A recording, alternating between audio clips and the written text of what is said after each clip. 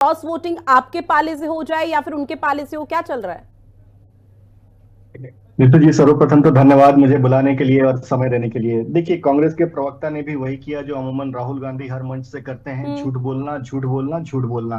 और उन्होंने जो आंकड़े पेश किए, वो आंकड़े क्या थे? हाँ, देखिए अमित 220 से तिवारी जी, अगर 221, कुशाग्र जी, बीच 217, में नहीं, वो बीच क्या में नहीं बोल सर, रहे बीच थे? में मगर नहीं, ये लौट रहे ये हो। आप इनकी टिप्पणी वो पे प्लीज वो इनकी क्या लैंग्वेज पे कंट्रोल क्या बोल कीजिए। रहे थे, मुझे तो समझ में झूठ नहीं आ कौन रहा था। बोलता ना है ही देश मुझे के लगता मंच है से, कि वो आपके सबने देखा। दर्शकों को समझ में आया होगा। हम्म। देखिए, जिस तरीके से दो प्रेसिडेंशियल वाइस प्रेसिडेंशियल जो कैंडिडेट्स हैं, अगर उनके कैंडिडेचर को अगर आप देखेंगे और बहुत ही गहराई से अगर आप देखेंगे, तो एक तरफ सीपी राधाकृष्णन जी का कैंडिडेचर है, जिनका दशकों का सार्वजनिक जीवन का कार्यकाल रहा है।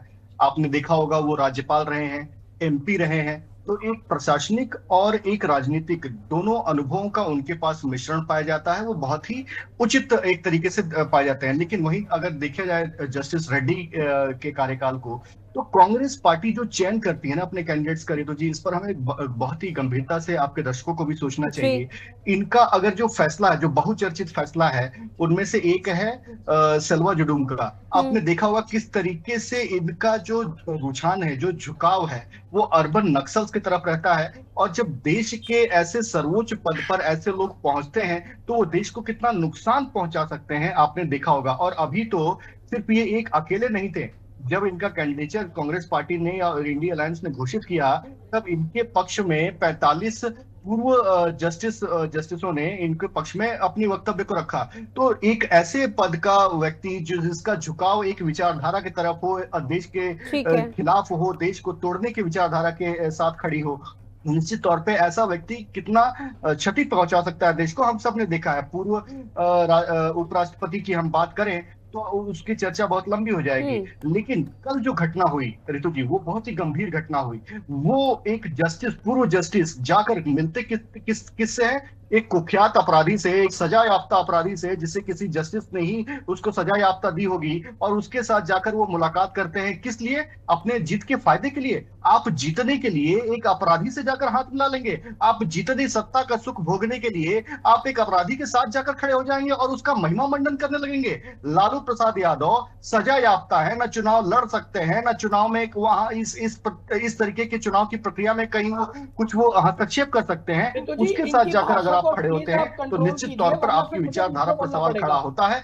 निश्चित तौर पर आपको ये माना जाना चाहिए कि आप देश को तोड़ने वाली विचारधारा के साथ खड़े हैं, देश को जोड़ने वाली विचारधारा के साथ नहीं खड़े ठीक है हैं। सर, लालू और प्रसाद वहीं यादव से मुलाकात उन्होंने हालांकि अपने समर्थन को लेकर की है, लेकिन उसके बावजूद भी हम इस तरह की बातों का जिक्र तो नहीं कर सकते कि भाई वो आरोपी है तो इस वजह से वो क्या यहाँ समर्थन पर। दे ठीक देंगे? है, ठीक अगर है। वो उनसे नहीं मिलते तो हाँ। क्या वो इंडिया अलायंस का समर्थन उनको नहीं मिलता? हम्म। क्या ये कहना चाह रहे हैं? तो निश्चित तौर पे उनका विचारधारा इससे जो मिलना था, वो विचारधारा की ही ठीक मिलती। है। जो ये आत्म, जो बार बार ये कह रहे हैं ना कि आत्मा की अंतरात्मा। आवाज, अंतरात्मा की हाँ। आवाज सुने, तो उन्होंने जब अपनी अंतरात्मा की आवाज सुनी, तो जाकर मिले किससे?